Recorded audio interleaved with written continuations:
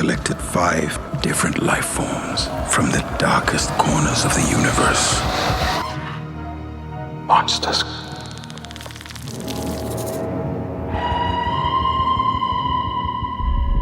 Collision imminent.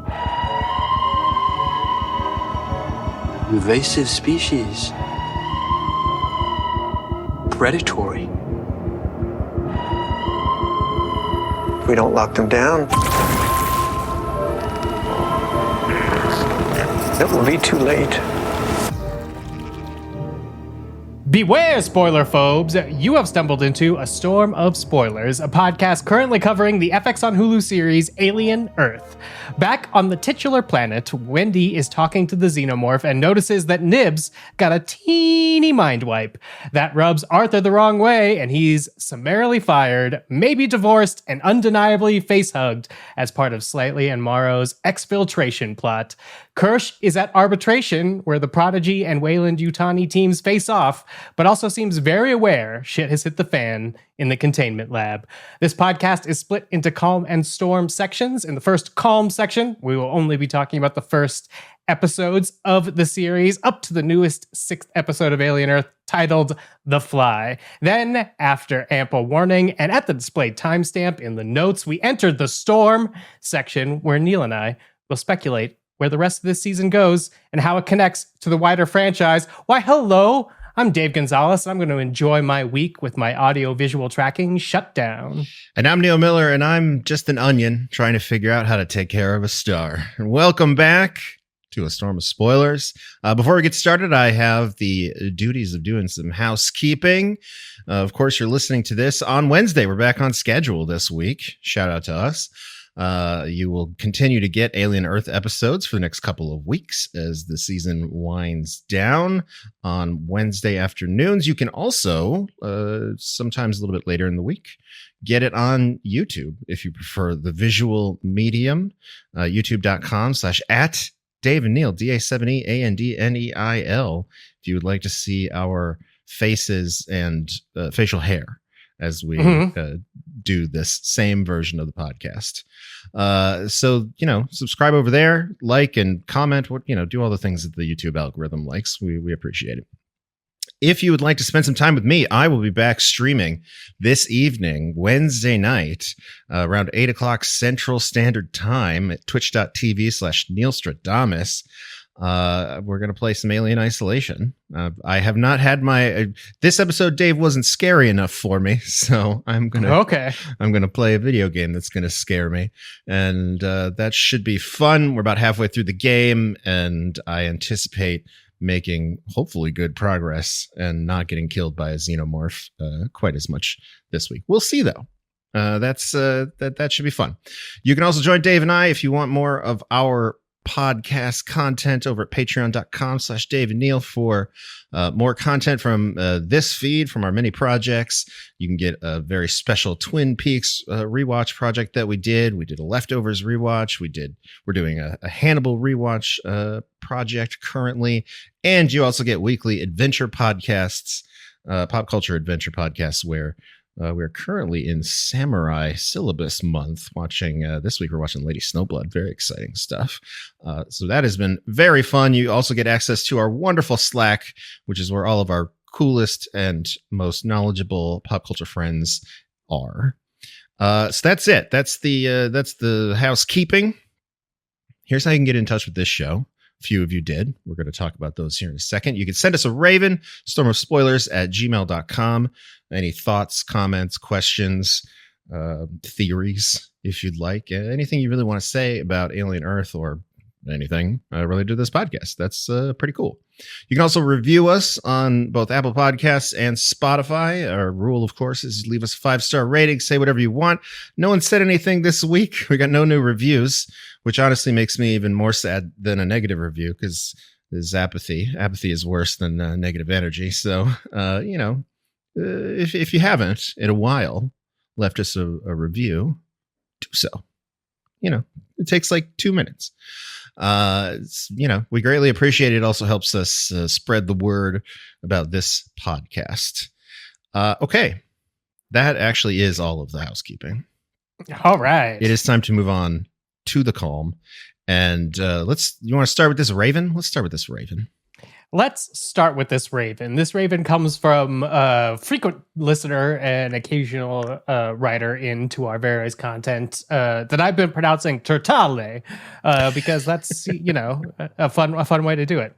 They write, I've been enjoying your coverage of Alien Earth so far, and it's been increasing my enjoyment of the show. A question has been tumbling around in my brain, and I'd like to hear your take.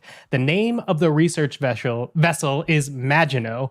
I think the reference is the Maginot Line, a series of defensive structures to deter invasion of France by Nazi Germany. The Maginot Line was never completed and thus did not prevent Nazi Germany invasion. Since World War II, it has been a metaphor for defensive barriers or expensive efforts that provide a false sense of security. To me, the research vessel, being named the Maginot, points to the efforts in the pursuit of immortality. The wealthy are trying to avoid death and are pouring all the money possible into it. The twist is that by trying to avoid death, they invite it into their lives in the form of the Xenomorph. Thoughts? Neil?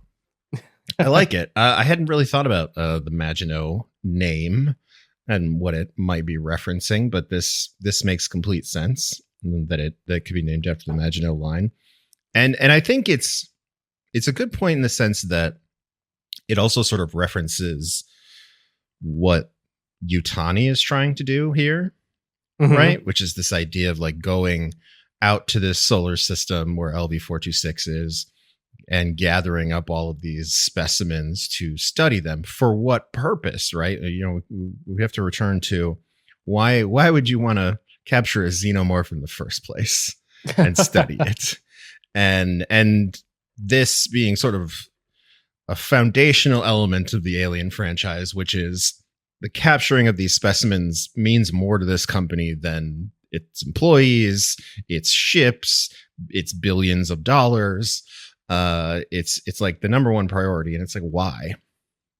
And I think that a lot of that revolves around being able to use these aliens as a way to further both human evolution, right? Like all of these companies seem to be chasing some sort of human immortality or some sort of advanced synthetic immortality situation, but also for weaponry, right? So like the Maginot's mission could be seen as going out there, finding these species that will help Weyland-Yutani develop a stronger defense against the other corporations, or a stronger domination over the other corporations in the types of weapons that they have, right? Because if you're able to take a xenomorph and like replicate some of its biology and turn that into like a suit for a soldier, you know, that is a huge advantage if it comes to blows between Weyland-Yutani and, say, Prodigy. So I think, but, as we continue to see in this franchise, it's that hubris that gets them in trouble every time, because they think that they're about to capture the xenomorph and use it to advance their own interests. But the xenomorph has other plans and is a far superior killing machine. So, Well, I think everything has other plans. And like our view of why they want a xenomorph, I think changes as the franchise evolves. So in the first one, Ash says it's a perfect organism. The company wants it. But at that point, we think it's like entirely new to them. Mm-hmm. And we've since learned that it's not necessarily. In the second one, because it sort of rapidly expands, we're introduced to like the colony idea. And at least I remember, after I think like the third one, when I first became like a big fan of the Alien franchise, this idea that they wanted the alien to be part of like their terraforming efforts, because part of the second one is like Weyland-Yutani is out here terraforming entire planets now, because I guess we've used Earth up. So the idea that you could sort of like drop a species on a planet that would just get rid of all the living species on the planet, and then you could go in and terraform it, was like a possible use of why you could have a controllable xenomorph, why that would be like interesting. Now that we have this like idea of the multiple companies, you do have this sort of like war aspect or weapon aspect that I think is a little bit more believable, because before we had like the dueling companies, when we were always referring to Weyland-Yutani as the company, and in universe they just kind of owned everything for the most part. Then it was like sort of the Xenomorph was a capitalism tool. Now, post Prometheus, I see where our listener is coming from, because Prometheus extends the question of why would you want to interact with the Xenomorph or do anything, is to like, it has the answer somewhat to like human creation. Sure. And maybe that could be like DNA interested. And then Romulus sort of goes in and retcons that, where they've found the black goo by, you know, drilling into old chap from the first movie in cocoon mode. So I do think that Alien Earth is very, very interested in the idea of the pursuit of immortality. Like they've talked about in the show, the person that conquers immortality is going to be the person that conquers space. And we have a nod to it in this one when Kirsh is talking to Joe, where he's talking about Wendy's potential being like, she could conquer faster than light travel. She could, you know, explore the stars for thousands of years. That is the goal ultimately of immortality. And we know, at least in great canon, sales pitch. I think that's awesome. Like, yeah, sign me up for that one. And definitely not going anywhere near the Fly. Yeah, absolutely not going anywhere near the Fly. So I think we're seeing a couple things. I think the Maginot Line is just a very broad metaphor for, we're going to spend a whole bunch of money to keep you safe, but you're never going to be safe. Mm-hmm. So whether that's immortality or your own life, or the joke of shares that we talked about last episode, the Weyland-Yutani sort of corporate hierarchy is a Maginot Line. I don't know if that extends to the thing like the Maginot, the species the Maginot bringing back were, you know, supposed to be used for security. Mm-hmm. And I am interested in immortality as all these things come together. So I do think it was something we were talking about right before we started recording, that Noah Hawley usually, and I think very much in this show, is using some very broad thematic strokes, the Peter Pan analogies, and visual strokes like the crossfading to sort of show us what a character's thinking and sort of contextualize. I don't think the show is being very subtle with how its themes are sort of mixing and interacting, or how we're supposed to be feeling about it. So maybe that is a good time to go directly into our very important philosophical questions of the week, because I added one and then you added one, and I'm wondering if they're the same question. Because my question was, whose side are you on? Is it bad I'm still on the I's side? And your question was, with Arthur gone, is Joe the only sympathetic human character left? So Neil, Joe, I think, is on the second time I watched this episode, I realized like each time we see him, he's setting up this escape plan that I assume he's going to try to execute. Right. But doing it, you know, pretty well, with not raising as much suspicion as all these other suspicious motherfuckers in this compound. So I'm assuming your question means if Joe's a sympathetic human, then we're on his side. We want the series to end with a win for Joe. Sort of. Yeah. Yeah. I mean, yeah. Is Joe the only human that I'm rooting for at this point? I think the answer is mostly yes. And that is not to disrespect his soldier friends. Right. But they definitely seem to be more in the, I don't want to say that it's like a cynical mindset, but just this defeated mindset of this world, of this existence, where it's just like they are just trying to survive another day.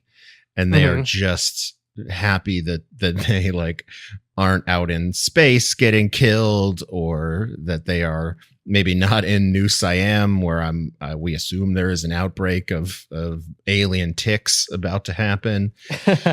So like, it's not to say that they're not sympathetic, and I'm not like rooting for them to survive a little bit, but they seem to not really have ambitions beyond just like, we just don't want to die today. Whereas Joe is actually seems like he wants to save his sister. He wants to get off the island.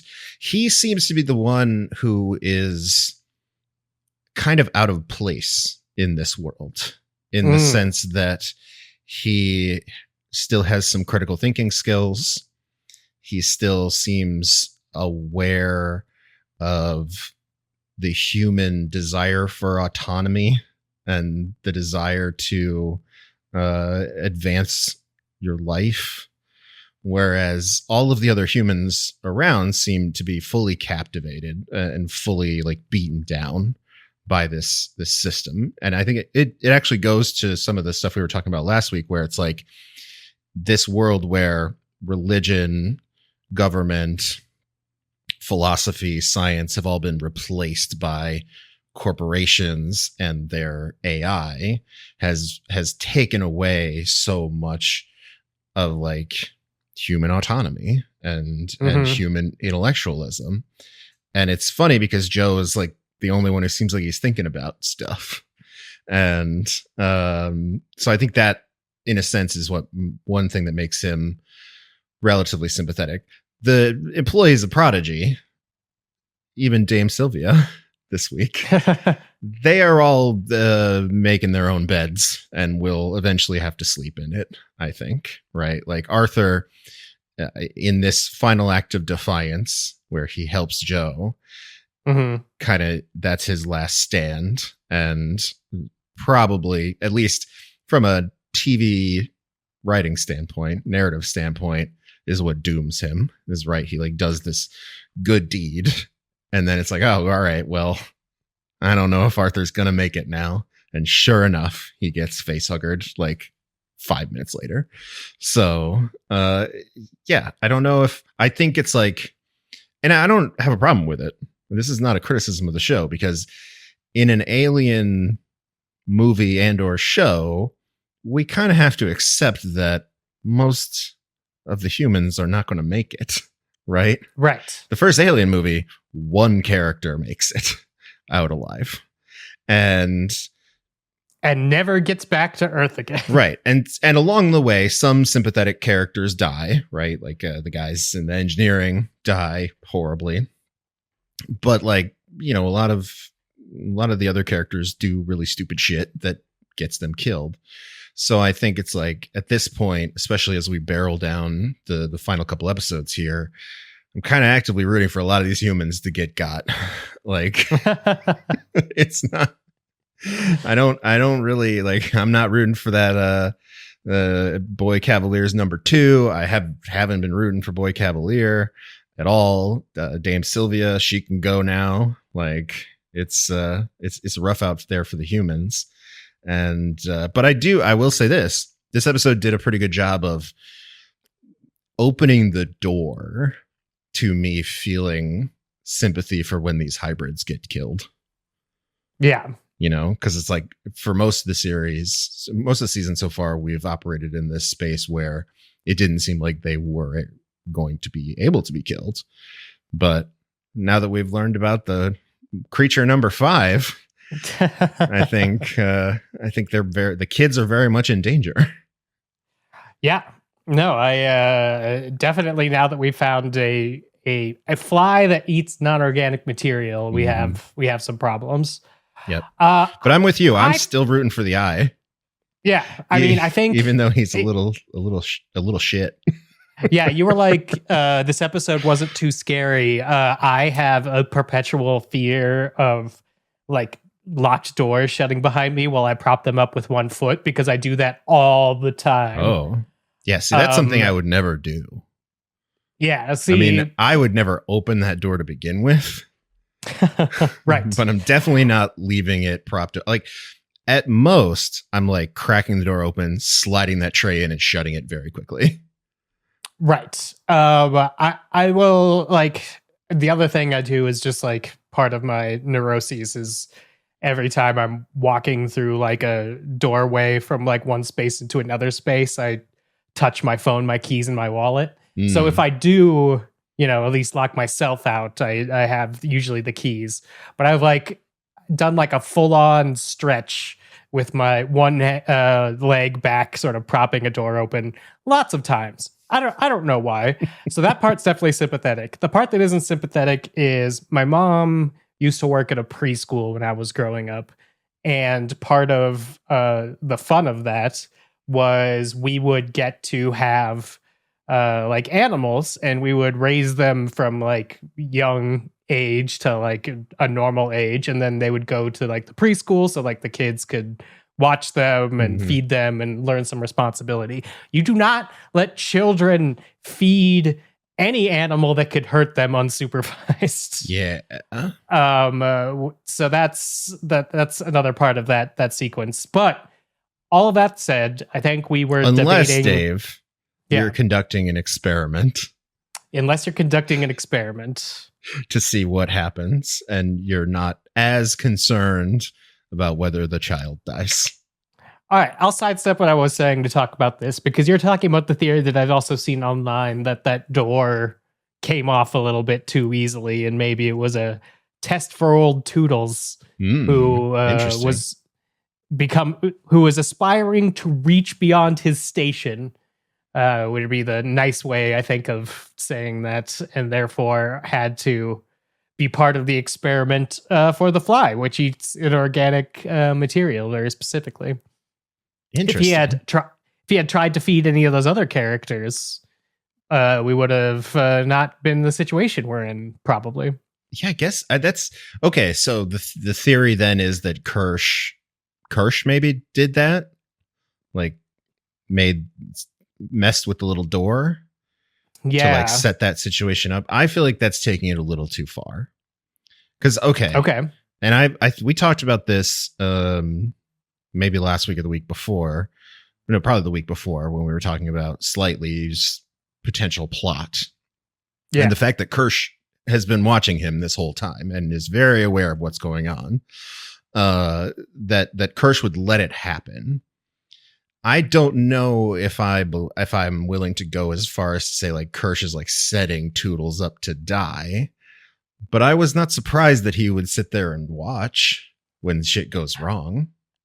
I mean, this is something that I put in our spare notes, and I don't know if it's me being Hannibal brained because we're watching that for our other podcast, but I get a real sort of like see what happens feeling from Kirsh. Yeah. He's doing science. He's doing science. And then when he asks via the communication device, when he asks Toodles, he asks, is Curly there? And Toodles lies and says he could do it. We don't know if he was going to say, well, then bring Curly. Because he doesn't get the chance to say that, and he doesn't insist upon it. So it is very possible that he, wanted some sort of interaction, some sort of test. Sure. And what they've been testing the other creatures on is they've either been vivisecting them, like they did with the facehugger, I assume because they have multiples, or like with the eye, they see what happens when it comes up against a species that could maybe run away or defend itself. So it would be a scientific experiment to send one of these hybrids in. I think Kirsh is the only one would be willing to pull it off. Sure. Because these are very, very expensive. As Adam reminds us with the nib scene, these are products that haven't been debuted yet. So I don't think outside of Boy Cavalier, anybody else can put them in necessary danger. But Kirsh might be able to do it accidentally. Yeah. Well, and I also do think that the show has suggested, not subtly, that Kirsh he shares David's post-humanist philosophies. Yes. Where it's like, and this is something he has said to the hybrids in not so uncertain terms, where it's like, he does not see the hybrids as like humans who have defeated mortality so much as he sees them as the next evolution of synthetic beings, right? Like synthetic beings with emotions. Maybe. And so he is definitely, I think, kind of just off on his own level of scientific experimentation, right? Like, I bet you there was, in Kirsh's mind, there was a moment where he thought maybe I should let Boy Cavalier just stick his face in one of those eggs and see what happens. But he thought better of it because he kind of needs the boss for now to fund the operation. But I am 100% a believer that Kirsh was always going to let Slightly go through with his plan and let him infect one of the humans. And I don't even think Kirsh cared which one. With a face hugger, because he wants to see that. He wants to see how that goes down. Yeah, he's David-like in that he wants to see all of it go down. The question I guess that I'm wondering is there's the discussion with him and Morrow in the elevator and the talk with Kirsh and Marcy at the very beginning with the scorpion, and then later in the Wendy body about the difference between, or how far humans have come from being like animals, sort of like the aliens or the scorpions, to now these things that think they're better. Do you think he's worried about being supplanted? Do you think he's worried about his place in whatever hierarchy it is? Or do you think he's so far beyond that he is just like David, where the alien species are the only thing that's interesting to him because all this human hybrid stuff is not really that interesting? I think it's the latter. I think he's so far beyond it that he's just like this. The alien thing is what I'm most interested in. I also think it's possible that we have misattributed who the crocodile is in this metaphor. What if Kirsh is the crocodile? Yeah. And he is, because I think the show is setting us up to believe that maybe Morrow and Kirsh are going to have this confrontation, but I see them, if Morrow were to come a little bit over to the other side onto Team Alien a little bit more, right? If he were less on Team Yutani and a little bit more on Team Alien, they would be allies, right? And I think Kirsh, when he finds out that Wendy is kind of on Team Alien now, I feel like he's going to support that, right? Because I'm pretty sure he's on Team Alien as opposed to like Team Prodigy. He's not a corporate guy anymore. So I would not be entirely surprised if one of this season's turns is that Kirsh is actively going to work against Boy Cavalier in the end. I mean, he's already sort of like, he's not actively working against him yet, but he's already obscuring the truth from him about what is going down in the secure lab.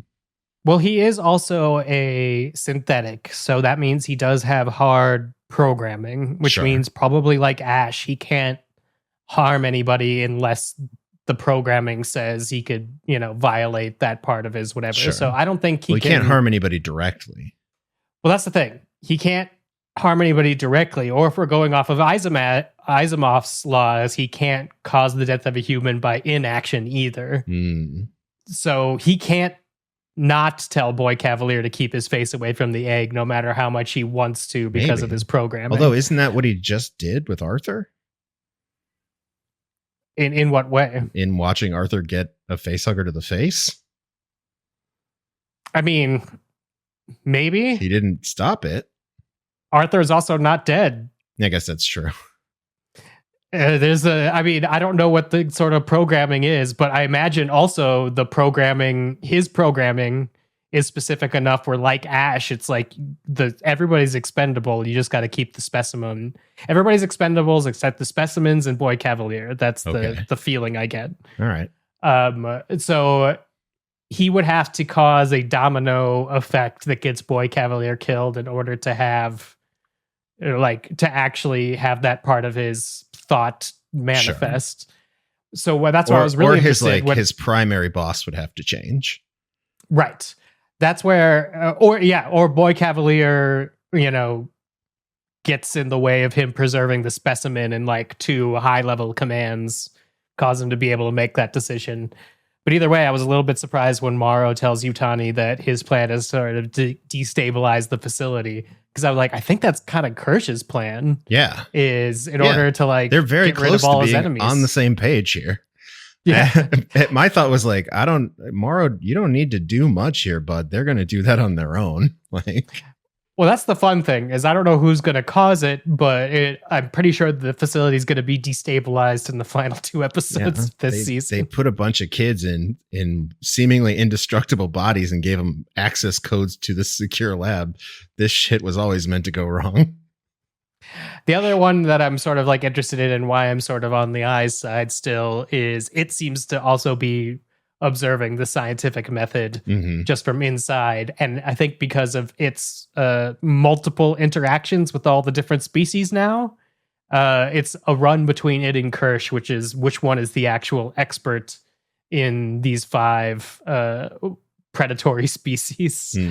Because there's a way, I don't know if it's good television or if it's exactly what this series is building to, where the eye like Rube Goldbergs itself through several alien and human species to get out of this facility. Oh, yeah, absolutely. I think that's one of the outcomes I'm rooting for the most, is that the eye survives and escapes the island. Like I don't need it to like, do a bunch of killing or like, defeat the Xenomorph or anything crazy like that. But like, I want the final shot of this season for it to be like wandering off into the jungle or some shit. Well, in somebody that gets off the island. Yeah. Or in somebody, I guess. Well, and that's another question. Like we see what happens to Toodles. We still don't know if the eye could infect or take over one of the hybrids. Correct. And we don't know at what point it would notice whether or not it could. Like, if it rips out an eye and tries to go in there, does it like it not work? Or was it rips out the eye? Can it tell that the eye is not an eye by the time it gets there? It did go after Nibs. So. Well, and then we got to see Toodles. I like very purposefully. We get a discussion about an eye popping between Kirsh and Morrow, and then when Toodles gets like dissolved, we see one of his eyes pop into like an egg like goo. So like we got a lot of eye thought going on. They're pointing us in that direction of thinking about it. I don't know. What is it? I guess if it interfaces with this sort of like synthetic biological design that are the Lost Boys, that really goes to answer. And that just makes me ask a lot of questions like, why doesn't it just plug into a computer then? Because we didn't design computers with eyes. Well, then again, maybe it needs like a brain to plug into, right? And as Joe explains to Wendy this week, they have brains, I guess, technically. That's what separates them from the monsters. And I guess the other thing that made me sort of think along these lines is that the nature of the fly and it's the fact that it can eat the inorganic material. And again, the reminder that all of these specimens, from what we understand, come from the same ecosystem, the same solar system. So who says that the eye can't also interface with, synthetic material? Right. Just so what? Because we haven't seen him try yet. That would be funny if like the whole thing that humans are trying to do is get like a human brain to interface with the synth body, and the eyes like just figured that out through evolution, bro. Yeah. Like don't worry about it. Yep. I don't know. There's a silly version of this that I don't want to see on Alien Earth, but there's also a cool version of this where the eye becomes a bit of a protagonist. I don't know. While Wendy and the Xenomorph become another protagonist group, that's I guess the last part of this groupings that we have to talk about. Are we on their side or not? Wendy, at least at this point, wants to stay in the facility because she's kind of on the side of the creatures. So assuming Wendy and Xenomorph are a team of 2, are we on their side? Or does Wendy thinking she could communicate with the Xenomorph sort of like that's the hubris of the illusion of control that we run up against every time with this species? Yeah, I mean, I think there's always the danger of that being true. And it will be interesting to see if this show wants to go down the road where like her communicating, her being able to actually communicate with the Xenomorph and develop some sort of relationship with it. Because at the moment, it's sort of still very one-way situation. She thinks she's communicating. Like. It is looking at her like, you know when you're like talking to a dog and the dog like turns its head and it kind of looks like the dog understands you, but they don't. Dogs don't speak English. The Xenomorph is kind of looking at her like that. Like it's like, wait, what the hell? Is she talking to me? Like, what is going on here? But we don't really have a full understanding of the intelligence of these Xenomorph, at least the drone Xenomorphs that we're interacting with. So if they can develop a bond, right? If that's possible, and this Xenomorph becomes like protective of Wendy, I'm totally on their side. I think that's awesome. like you're telling me that Wendy is super strong human, human-like, and can live for thousands of years, will eventually create faster than light travel, and now has a Xenomorph as like a buddy / protector / pet. That to me is the dream, man. But I can think of a million ways that goes wrong, even for Wendy. So yeah, especially once that Xenomorph finds out what she did to his cousin. I mean, maybe, yeah, it could, just because Wendy and Xenomorph might eventually be on a team, doesn't necessarily mean we won't end in like an old Yeller situation, right, where it's like, you gotta, like, the Xenomorph comes out totally on her team, really wants to attack Joe though, so she has to, put it down. I think that's the more important question, is like, can Wendy protect Joe from the Xenomorph? Because I do think Wendy, in this episode, one of the evolutions that she is going through is similar to what we're talking about with Kirsh, where she's kind of maybe moving into a post-humanist mindset, where she's like, I don't know if I want to be part of this human thing anymore if we're going to be like this, right? If they're going to be the kind of species that will just erase memories from my friends. Maybe fuck humans. Maybe I should let my Xenomorph pet out of his cage and let him just kill all the organic people in this facility. And I should take over. So, but I don't think she would do that to Joe. And I think it would be interesting though, if she can, right? Because that would also, if we're doing the Peter Pan metaphor, Wendy had two brothers, John and Michael. Yeah. She's only got one in the show so far. What if the second one's a Xenomorph? Are we naming the Xenomorph Michael? The Xenomorph is Michael. All right, there we go. Okay.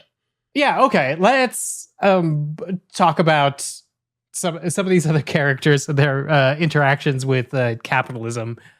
Besides just Wendy, for our the Bretton Parker Memorial character who most needs a Union Award, I have a couple. The first, I think, is Wendy, who I do think is on the verge of realizing it during this episode. Sure. She's actively being radicalized.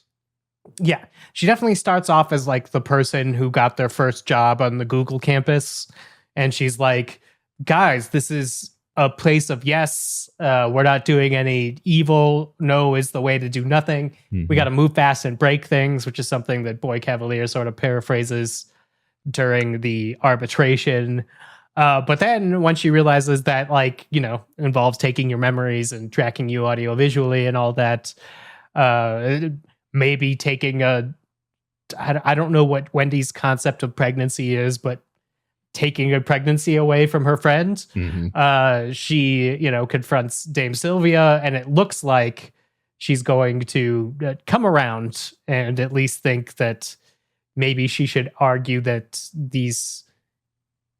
they're not human, is where she seems to be like running. Like, she doesn't want to be human. She wants to be something else. But does that something else make her more property to Prodigy, which is what they're trying to enforce this episode with Adam and Nibs.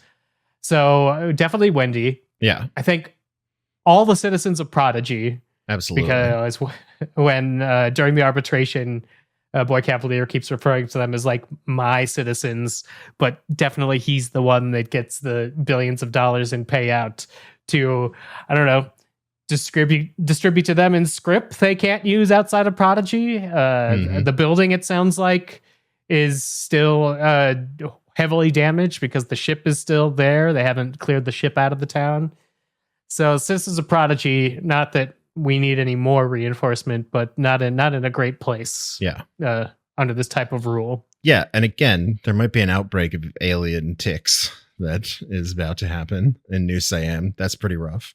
But yeah, to jump back to the Wendy thing, I also think the conversation she has with Joe is very important, right? Because around like this being a yes place, and he's like, well, the word no actually is useful in some cases, because he's explaining to her of a person with the brain of a 12-year-old girl. Yeah. The concept of like autonomy, right? And consent. And well, it explains the brain of a 12-year-old girl who's been put into the body of a synthetic because her parents basically signed away the rights to her. Yeah. Yeah. Who really, has through this process had been kind of brainwashed out of the whole concept of being her own person, right? They see themselves as part of, the Peter Pan story, or as part of Boy Cavalier's, I don't want to say his family, but his little menagerie. And Joe is the one who's sort of trying to pop that bubble and say like, well, no, you were a full ass human being before, with like your own space and your own ability to decide what happens to you. And the more she learns about how the corporation views them very much as property, I think that's going to cause further radicalization for her, at least against the corporation, but maybe against humanity itself, which is where having a Xenomorph pet / bodyguard would come in handy for sure. Yeah. And if we're following the Peter Pan analogy all the way through, Wendy and her brothers do get out of Neverland after becoming sort of like not disillusioned with it, but realizing they have to do some things like grow up. Yeah. So it's you can't live in Peter's delusion forever. Right. And then finally we have Arthur, who got fired for speaking up, which Union flag right there. But more interestingly, is told he needs to leave the island immediately or he'll be shot. And that's where his wife lives. Yeah. So that seems like something that you don't want all tied up in your job. And also, I think a very convenient way for nobody to notice he's missing until too late. Because I'll just be like, well, we fired him. He must have got the F off the island. So we'll see if that's what happens. But I don't love the idea of, I don't know his marital status at the end of this episode. Like, can the company just divorce you from your wife? I mean, I guess if they feel like they own you, they can do whatever they want. I mean, again, they exist in this world where, Adam, old number 2, is very nonchalant, I would say, about saying that they're going to shoot Arthur if he's still on the island. So this, I don't think, and no one else in the room seems super surprised when he says this. When that happened, I realized how RoboCop brain I've been, because I was like, companies are just vaguely evil until they shoot somebody on screen, and then I get the parody. But that's me from the unsubtleness Verhoeven days. They're doing a very good job of like, this is the type of company that treats human life disposably without having them shot anybody yet. Yeah. Well, and I think that it illustrates that they live in a world where I don't even think that's an odd thing for any of the companies to suggest that they would do, right? Like if you're infringing upon their, if you trespass on a Weyland-Yutani science compound, they would just shoot you. Like there's who's doing oversight? There's no government. There's no, higher authority. The Five has a system of arbitrators, which suggests like maybe they have the power to punish. They govern themselves and each other. And so if they all agree that shooting trespassers is okay, then I guess then they're all doing it. So there's got to be a way that the Five can punish one of the Five, and maybe we'll deal with that this season because again, Prodigy, new company in the Alien franchise. Mm-hmm. We don't know, or we haven't heard of them existing past this point. So maybe we will see whatever punishing power the Five have at this point. But certainly it seems like not a lot at this point. There's not an actual governing body that. Yeah, and it doesn't seem like the vibe we get from this meeting between Boy Cavalier and Ms. Yutani is that they don't really respect this process either. Right. Like this is all for show. So I don't. But there is like bylaws. They talk about the quarantine, laws and stuff like that. So there's some shared understanding, but it's definitely not a government. Yeah. So I agree with you on that. They have some laws on the books that none of them seem to follow. Right. Some laws on the books that seem to be very performative unless you decide to execute them. Well, which are a lot of laws I've learned this year in America. And in true like capitalistic fashion, they have laws on the books, but it's really just so they can sue each other. Right. When they break them. It's not so that they follow the laws. They just need some blackmail. Yeah. It's really just so that they can like extort money out of each other. It has nothing to do with like protecting people or, keeping the earth safe from invasive species. So we've been tracking the abilities of Wendy and the Lost Boys. This episode, we learned that they could go 2 years between a recharge, which is pretty sweet. Mm-hmm. But now I have two questions for you here in this section. One is, do you think does Wendy understand what the alien is saying? She talks about like the dialect being weird, but does she understand? I think she thinks so. But we're not going to know until somebody opens the door and she says, "Don't kill me." Or right. "Don't kill Joe." And we see if it understands that, right? Like there's no real way for us to, because there's no subtitles. So we're not, even the audience, not really privy to what's going on there.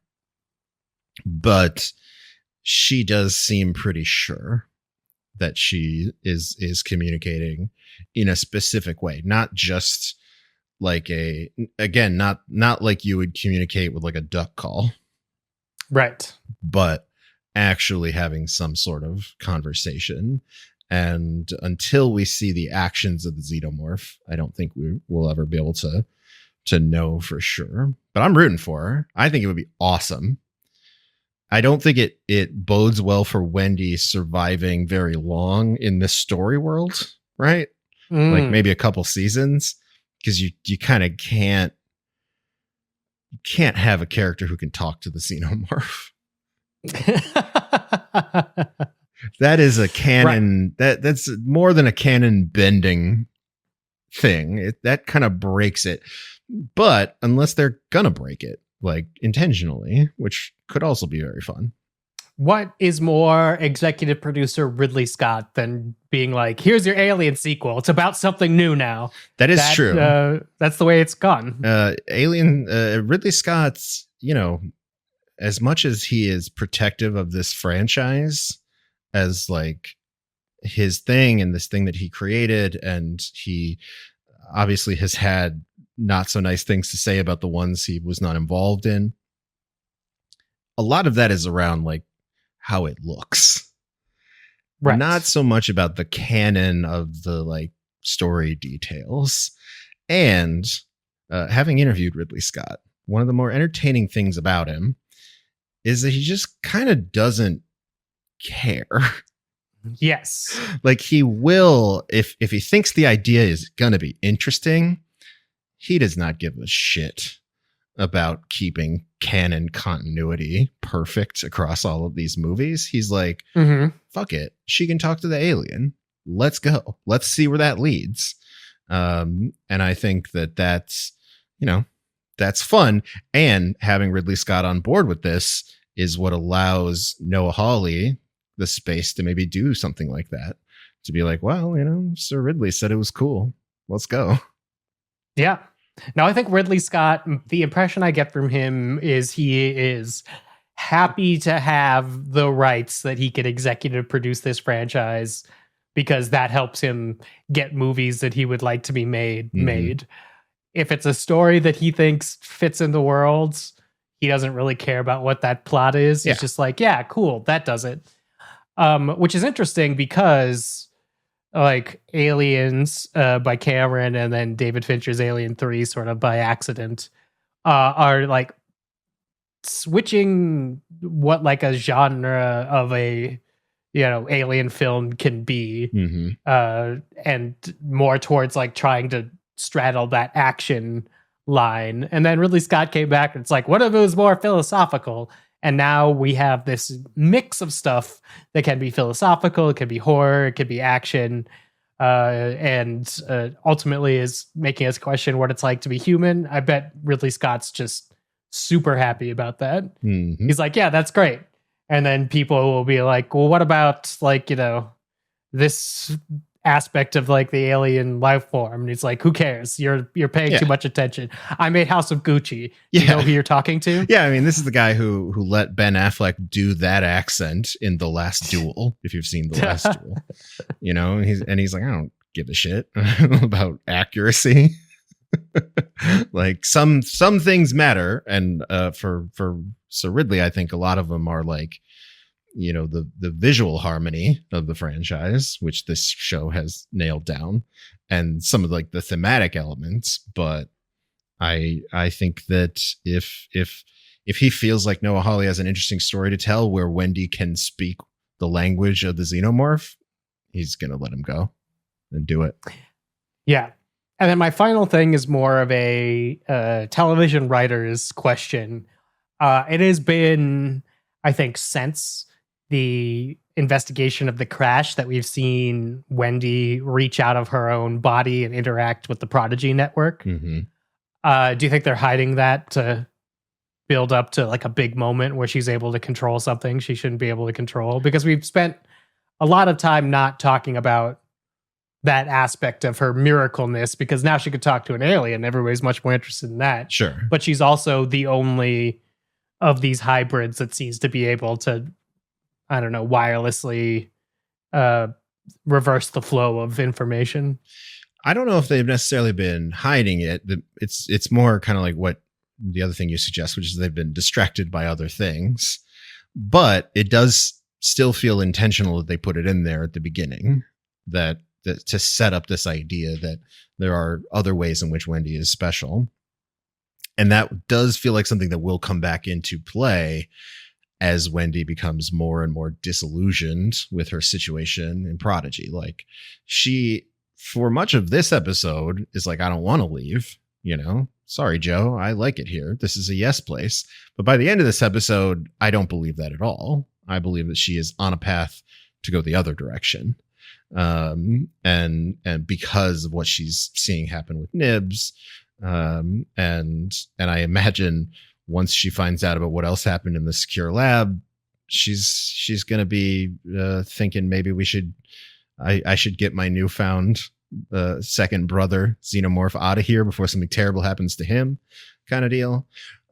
So I think, I think she's going to use it again, and that is one way, because like what they did to Nibs this week sets up the possibility that like Prodigy does have a little bit more control over the hybrids than they let on, right? Like because we talked about it with Kirsh, where it's like there's a failsafe somewhere that prevents Kirsh from just like snapping Boy Cavalier's neck, right? Because otherwise Boy Cavalier would not talk all of this shit to Kirsh, right? Yeah. But the hybrids are supposed to be different. But we are also, why can't they rewrite those things? We're also seeing that they're not entirely different, that there are like safety protocols that they've put in place.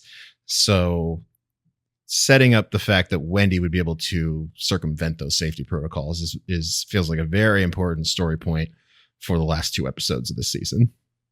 When Wendy told Nibs, like, don't worry, you could remember, I was like, I wonder if that's possible for Wendy. Like, would Wendy be able to look at like a blank space in her mind created by somebody else and infer what's there? Sure. Like reverse build it. Or would Wendy be able to manipulate the system in a way to give Nibs the memories back?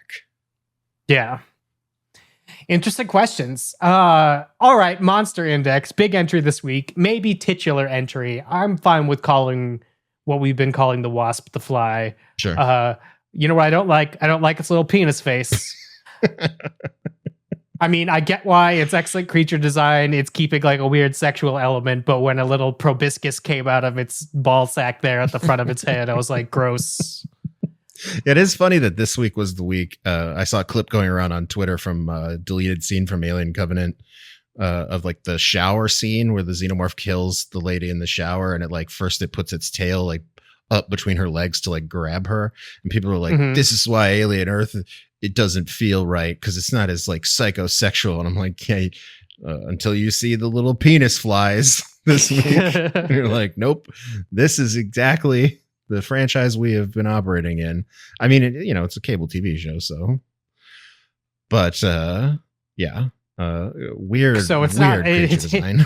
Yes, it's a cable TV show, so they had to leave the foreskin on the penis fly's face. That's anyway. Yeah, I'm enjoying this new monster. I love the twist that it is a threat to non-organics rather than organic people. It makes a little bit more sense to me why we haven't dealt with it yet, right? And why it's been biding its time.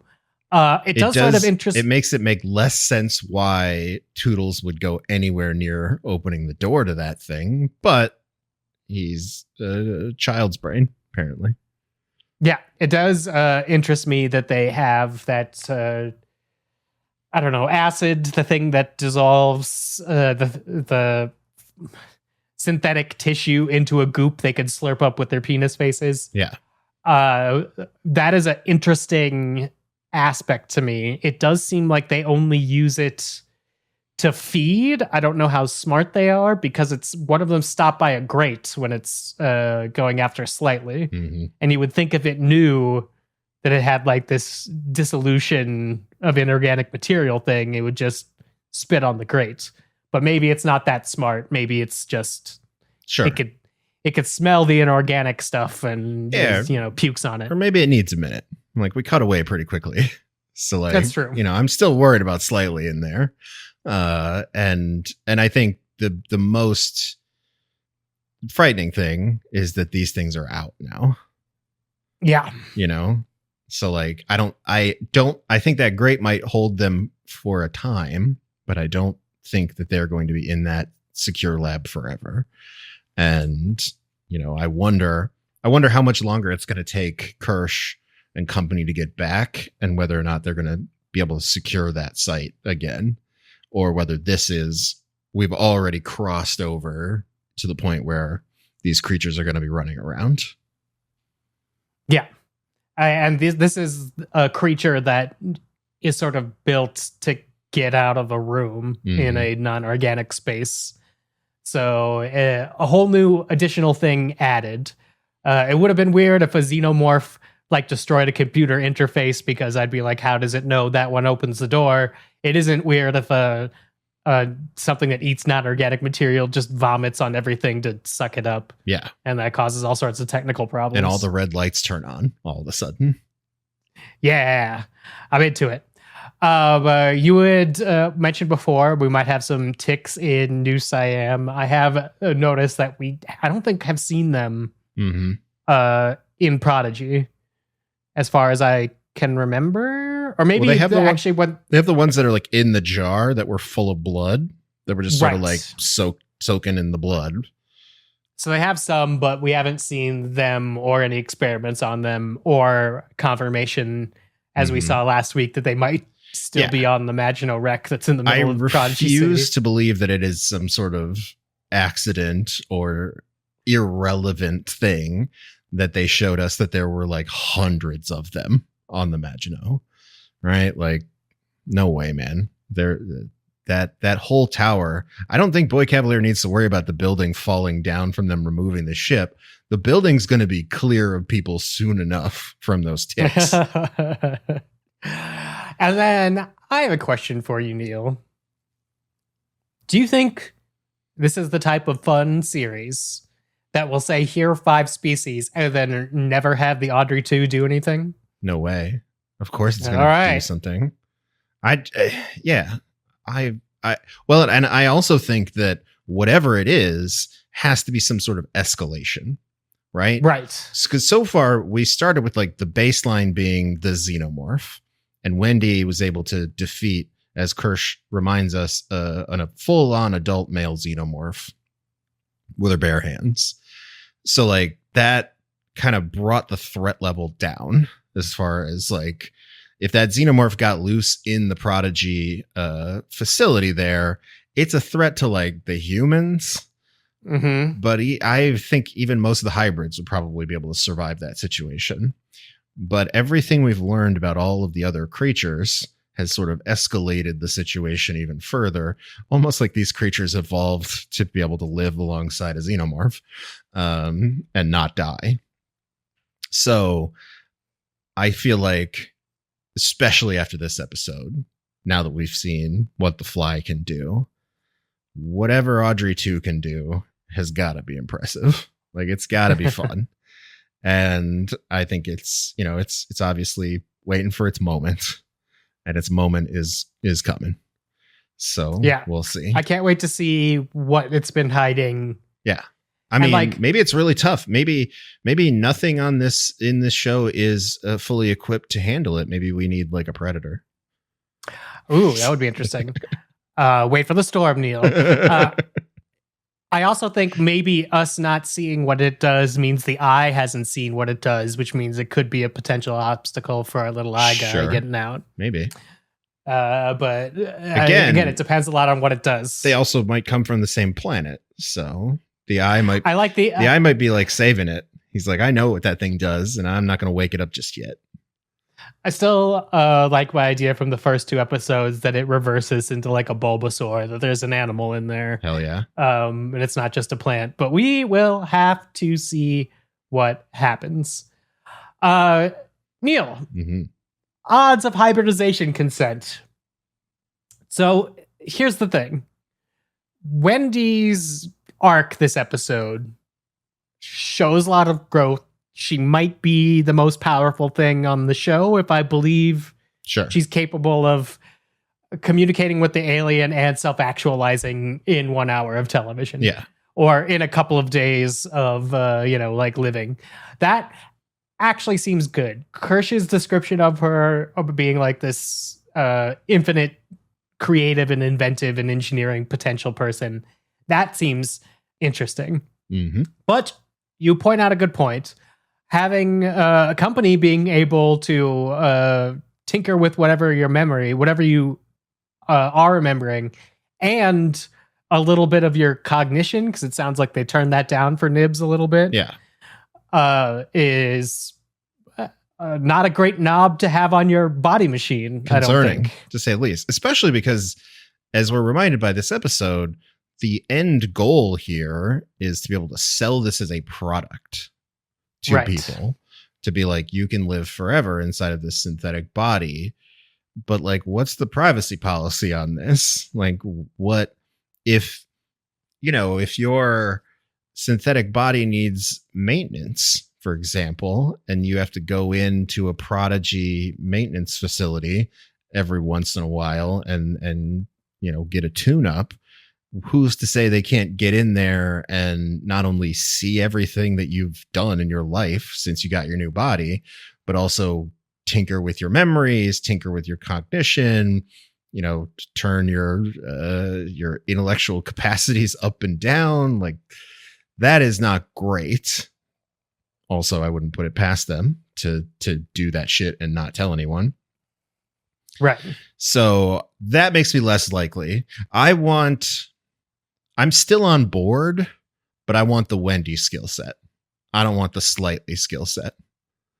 Right. I want to be able to radicalize very quickly, discover my own autonomy, and blow up their computer system very quickly so that I can get off of this island and go live amongst the stars and with my Xenomorph brother and my human brother. Yeah. So I guess that means you would have to be part of the pilot program in order for that to happen, because in order for this to become a consumer version product, which is, I think, everybody's temptation, there's no way they don't literally own you the second that happens. Yeah. I mean, and it's like, we should have been more concerned, I guess, from the moment we saw them be able to look through the hybrid's eyes and record all of that. Like, why would you buy a product that now, well, then again, as we discussed earlier about like the soldiers, the people who live in this world are in this sort of persistent state of desperation where it's like the corporations now just own everything anyway. And I don't know if there's any level of collective action that is going to reverse this, right? Actually, that's interesting. Maybe in the story world, I do want to be hybridized because they will care more about me if they literally own me. Yeah. Than if they just own my labor. Yeah. Anyway, I'm a infinitely replaceable. Well, maybe that's I'm basically having slave children. Maybe that's sort of like the end, the logical end point of what Siberian is talking about when she's like, well, at least I know where the monsters are. At least I'm getting paid. At least I'm still alive. It's like, well, if I now have a corporate branded body, maybe life will be slightly less shitty for me. And I guess I get to live longer. I have the same fight I'm having against the corporation, but I have a computer brain and super strength, and maybe I could pull one over. Well, and I don't even know if we have seen very little evidence yet. And we haven't spent much time with like the average people of this world. We've seen very little evidence that anyone's fighting against the corporations. Like, I feel like it seems like society has accepted the fate of like the corporations just own us now. There's nothing we can do. It's sort of a defeatist worldview that has taken over. But, you know, when it's gone that far, I don't entirely blame them because, you know, how do you claw back any sort of human autonomy and power from 5 corporations that now own literally every inch of your lives? Yep. What a fun time over. Sounds awesome. Alien Can't wait to get there in our own real world. We're on our way. Yeah. I do. Let's see. We talked about the crossfade imagery a little bit, but I did want to point out before we get out of the column that I really like that aspect of the directorial same style of this series, and it's been interesting to see how certain directors use it. This one, especially when Slightly's thinking about how he needs to get Joe into the lab to get the egg to open, we see the egg cross-fading over his face. I think is really interesting and direct way to be like, here's what he's thinking about, as opposed to like some other more, I think, thematically weaving ones, which is how it's previously been used, which this episode also has. So what a great way to make this look interesting with some cross-fading imagery. Yeah, they've been using it in a very diverse way, where it's like sometimes it is, you know, when he's talking to Morrow, we can see both of them to communicate that this conversation is only happening sort of in his head over a long distance. And I know, like, it's funny because some folks online have like clowned on the show a little bit for some of the ones where like they're crossfading the character from Ice Age over Wendy. But, you know, that's a silly one. They've done it to really excellent dramatic effect elsewhere in the series. And I think it's a great choice because it feels like a very unique, you know, like this show has a very obviously polished look, but it also has a very unique visual toolkit that it's using that I think makes it feel fresh. Yeah. And then we finally get the invasive species line from our opening this episode. What did you think about it, Neil? Well, it's funny because we have in the podcast opening because it's from the trailer. And I was every time I hear it, because I listen to it several times every week as I'm editing the episode, I was kind of wondering, I was like, which character actually says this line? Because like, who the hell is British on this show? And sure enough, it's Boy Cavalier, Samuel Blinken himself, with a little bit of an accent break corner where his Englishness comes through for the first time, I think. And for some reason, delivering that sequence of lines, he just kind of can't fully do it in the Americanized Boy Cavalier accent. So it was kind of funny to me, but great delivery. And, doing it as he's like crawling across the table towards Yutani is fantastic. So is worth the wait. And I'm willing to forgive a little bit of accent break there because it's a good delivery. Because maybe I would say it in a little bit of a British accent. Yeah, right. While I mean, taunting Miss Yutani. How do you not do it in a slightly evil British accent?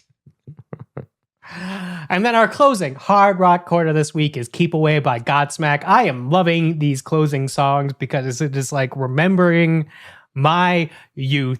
Very specifically, I was a Godsmack fan because they were part of a movement in metal music that I really appreciated, that also was big with bands like Korn. But basically, you have a very aggressive bass part that is synced up to the kick drum part. That's sort of like Godsmack's sound to make them sound like really intense.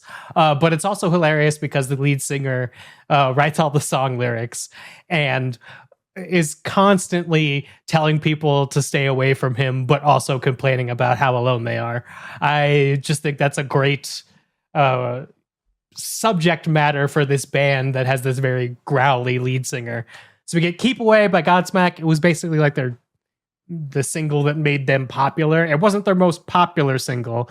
That was I Stand Alone. Again, he's all alone. Why is he alone? Well, on like the album that I had that had like Whatever and Voodoo on it, in like Whatever, which was towards the beginning of the album, there's a Better Fucking Go Away like part to the verses. And then for Voodoo, that's at the end, he's like, I'm not the one that's so far away, implying that we've gone too far away from him. Maybe it's because you told us that's where to go. Anyway, Godsmack. I love it. Godsmack, the original innovator of 6 feet of distance. Yeah, exactly. I think I still am hoping for some evanescence in the last 2 episodes. But we will have to discuss if that happens next week. Listen, there is an opportunity for Wendy to wake up fully. And that would be saved. Yeah, that would be, I think, just a chef's choice needle drop after like a penultimate episode. Wake me up. Anyway, we will talk more about next week's episode in the storm. But if you decide to hop off, that's absolutely fine. We will see you next Wednesday. Otherwise, here we go. Storm time. I am the storm, brother. The first storm and the last. All right. Storm time. We're going to talk about next episode, Emergence, in just a second, but I do want to ask you here in the storm a couple of questions. One is, given the elevator interaction between Kirsh and Morrow, we've been talking about Morrow being the Captain Hook and then Captain Hook and Boy Cavalier Peter Pan. So wouldn't Captain Hook have to face down Peter Pan? Now that you've said maybe Kirsh is the crocodile, are we actually going to get a Kirsh-Morrow showdown that distracts from the Peter Pan Captain Hook showdown we thought we'd be having? Well, yeah, but I think that it could be another triangle scenario, as the Alt J song suggests. The other needle drop in this episode. Scenario. Where, and this is important, going with what we were talking about with Kirsh and the potential programming that he has, where it's like he can't hurt Boy Cavalier. But could he stand there and watch Morrow hurt Boy Cavalier? Could he get into a situation where he allows the Captain Hook to do something bad to the Peter Pan. So I do think that there will be a further showdown, especially because of Morrow's line where he's like, I'll see you later, old toy. Or I'll see you soon. I do think that there's going to be a showdown, but especially now that it seems like it's going to be on the island, the chances of Boy Cavalier also being there are pretty high. So I think it's maybe a 3-way convergence of people, and that would give Kirsh an out, I guess, where something very bad could happen to Boy Cavalier and he wouldn't have to do it necessarily, but he could be around and not necessarily stop it. Like if it's Morrow, Kirsh, Boy Cavalier, and one of the specimens, and Kirsh decides that in order to save the specimen, he needs to let Morrow hurt Boy Cavalier. That feels like a loophole. In his Asimov's rule number 1, first law. Well, there's a way if the lab's compromised that Morrow now has like the one untainted specimen. Like if let's say everything in the lab needs to be destroyed, pisses Wendy off or whatever, that's fine. Sure. But then or if Wendy gets out of there with the Xenomorph, Wendy gets out of there with the Xenomorph. We have seen a Xenomorph in the jungle. We don't yet know if that is the Xenomorph that Wendy's been talking to, or if that's the one that's about to come out of Arthur. I think it's the one Wendy's been talking to, because if you look at its dome, it has like the new Michael has a very distinct dome to the other Xenomorphs we've seen. Yeah. That appears to be the one that we see in previews getting out and about. But strangely, that is not in the episode 7 promo. It's just been in other promos. Yeah. But also, I don't think we can end this series with like, and the Xenomorph is free by itself. And now it's the Xenomorph's island. Yeah. So, I mean, maybe we could. That would be an interesting thing. It's not how Jurassic Park ends. Very, very true. So in the promo for Emergence. Hey, what's interesting about this, Dave? This episode title? Emergence is a word that sort of means waking up. Yeah. I'm really hoping for an Evanescence next week. If there ever was a time. It'd be so perfect. So I've been able to put together some of the shots. I would watch the teaser yourself because they've sort of like been mixed up. But from what I can tell, a lot of the characters are going to get out of the facility finally and be on their way to the beach. I don't know if they're all going to get to the beach, but it appears like they do. So there's Wendy and Joe outside. From previous things we've seen this season on the This Season On trailer, there's Wendy and Joe and Nibs outside. And in this Emergence promo, there's a shot of Nibs being with Curly, and it looks like Wendy and Joe are being like, we need to get out of here. We're not safe here. So I would assume Curly's with them, but Curly does seem to be like the Tinkerbell analog, did seem to be closer to Toodles. Curly could maybe stay along. So I only know for sure that Wendy, Joe, and Nibs ended up getting out into the jungle, presumably doing whatever Joe's plan is. Do you also think that Curly would be the most likely to turn on them back towards? Yeah, in theory. To narc them out to Boy Cavalier, basically, because she, the show took time out of its season, out of its 8 episodes that it has, to establish her ambition to be like his favorite. I think that if Wendy fully transforms to this place where she's like, all right, now we got to get the hell out of here. I got to get my 2 brothers out of here. And Curly hears that plan. She might go along with it at first, but ultimately side with Boy Cavalier. Yeah, it would also be interesting if she does get both of her brothers out. So everybody's out, but the Xenomorph's taken its own route. Sure. But I think either way, it's to the docks. That's what it appears like. There's a shot of what looks like Joe and Wendy on the docks. We heard about the docks with the soldiers, Siberian this week. So I think they're basically flag pointing there. Then we have Slightly and Smee. So Slightly's hidden Arthur under his bed, gets Smee involved to help him because Smee wanted to play this week, and this is going to be, I guess, a version of that. There's a shot of them floating Arthur down like a river, so they're sort of like chest deep, and Arthur's on some sort of flotation device. And then there's a shot of Smee. It looks like kind of crying on the beach. It's from top down, and you can see some drag marks, and you can see Arthur's hands at the top of the frame. So that means that they get him to some sort of beachy situation. Sure.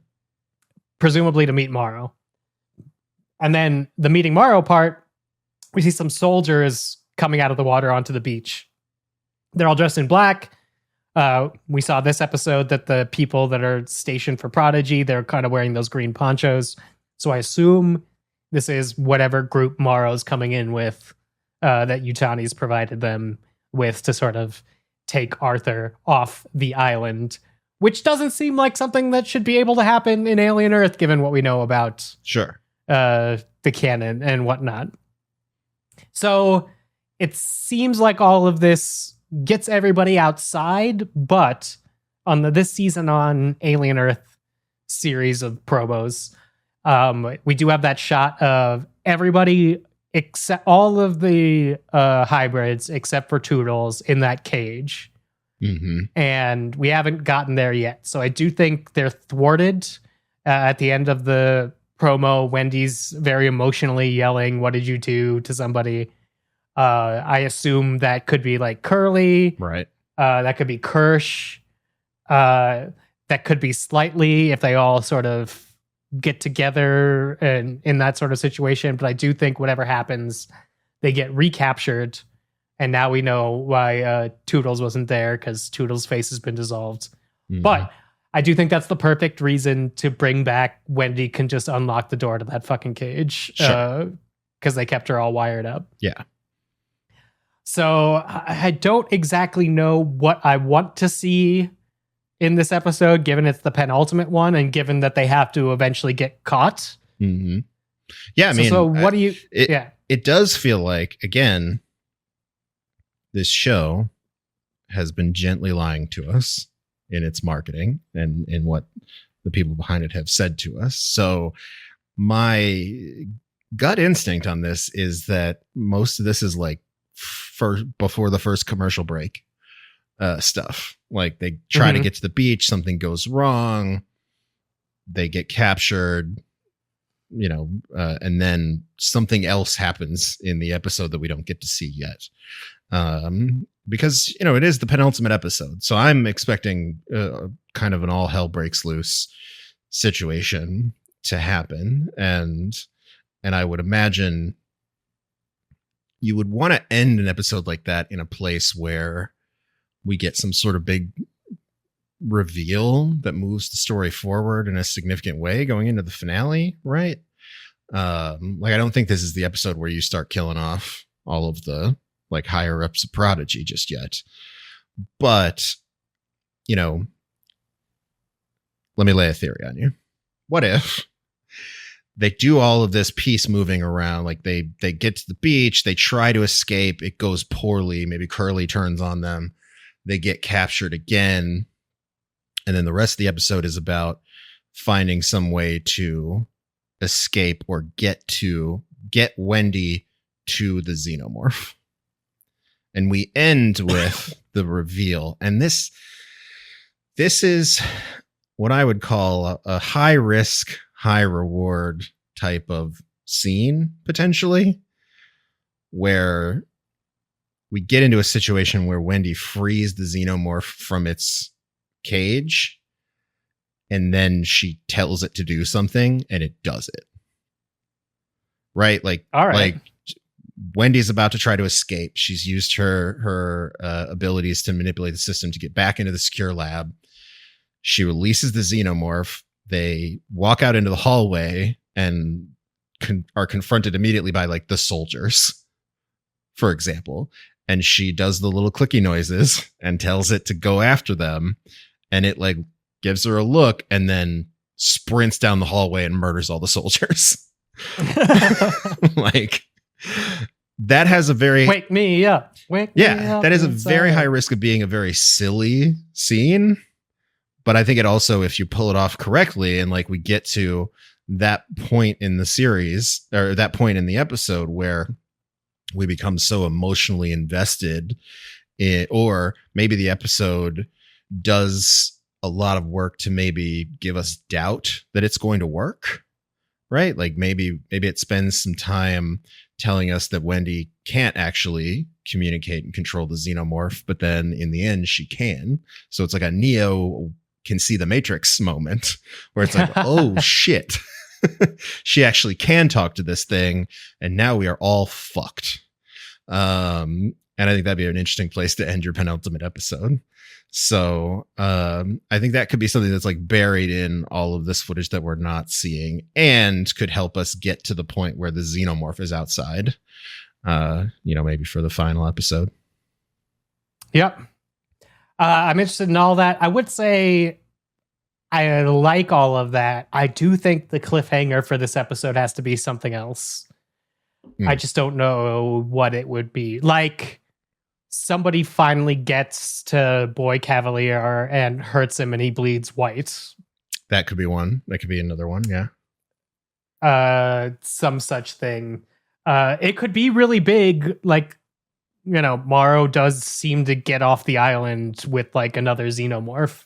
I don't know if that's too many Xenomorphs, but Arthur technically has a Xenomorph in him, and the Alien franchise loves to play fast and loose with how long those things take to incubate. So yeah, we could end next week's episode with another Xenomorph. We don't know why Smee is like crying on the beach. It could be because he just watched something, a chest burster come flying out of Arthur. That would be fairly traumatic. So yeah, it'll be interesting to see. I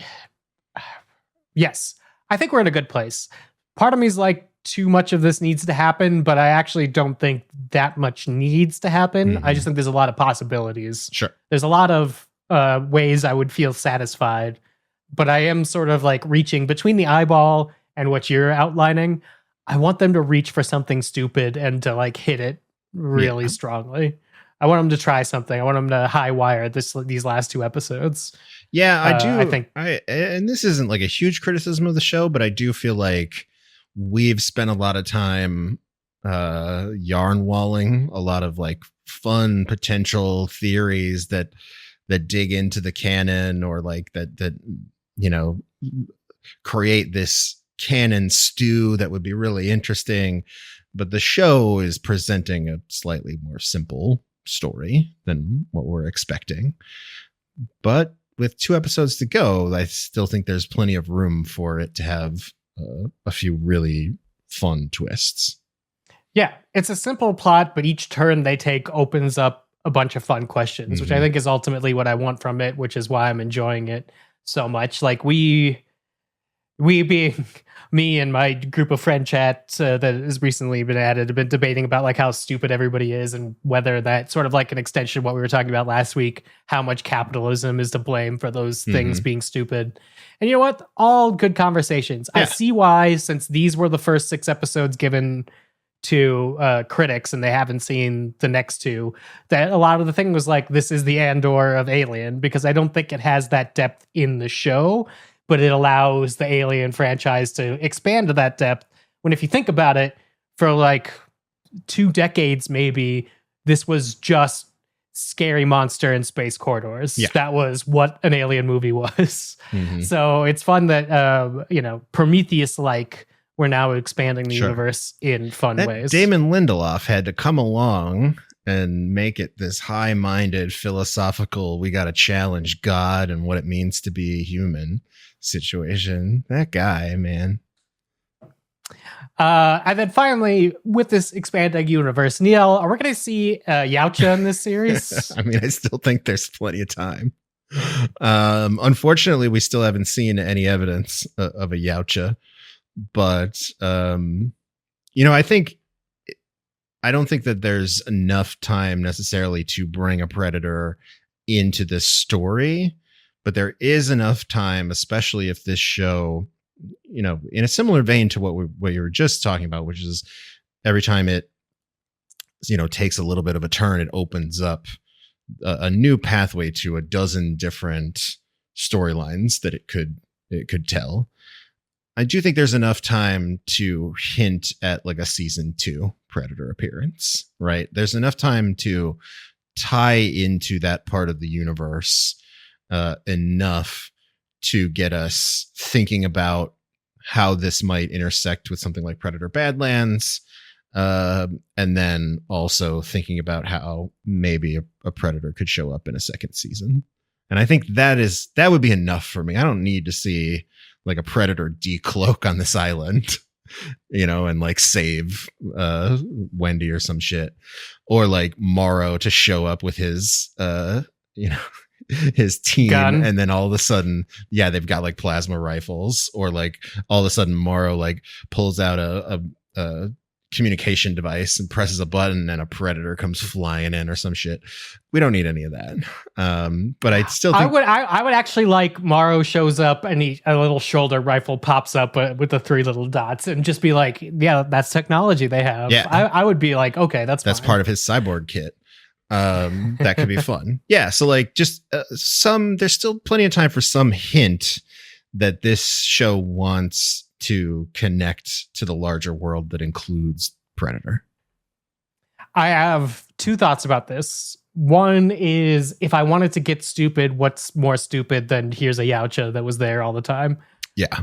I mean, that's also on possible. The other hand, that might be like really quickly ruin the first stupid thing I like by just doubling down on the stupid. Like that might be like skipping a stupid step. If this series is building to, she could treat the alien sort of like a friend or a dog, then hey, there's a Predator might be too stupid. Sure. I don't think you could do both of them. It is something that I think if we end this first season with Wendy and one of the Xenomorphs still alive, and she can communicate with it, and it's like on her side now. The only thing that would challenge them in a future season, the only thing that would be a threat to them would be a Yautja, right? Because like humanity is screwed at that point, especially if Wendy decides that humanity is screwed, because now she's got, a Xenomorph. So I do think that could be an interesting pathway, because it's like, yeah, it's fun to imagine like Wendy invents faster than light travel and can travel around the universe for 1,000 years, but also a Predator is chasing her.